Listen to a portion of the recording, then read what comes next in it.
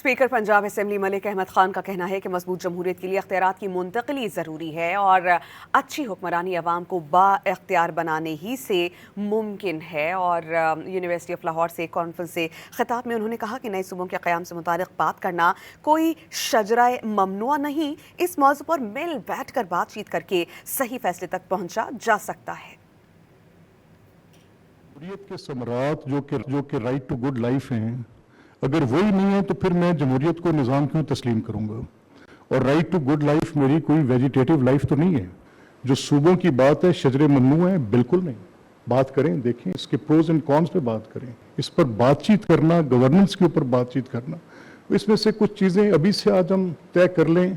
It does not require a straight no and yes, it needs brainstorming और बातचीत करके आप फैसला करें। और जो इस जैसे फोरम्स अगर अपनी एक राय तजवीज़ देंगे वो बड़ी साहिब होगी।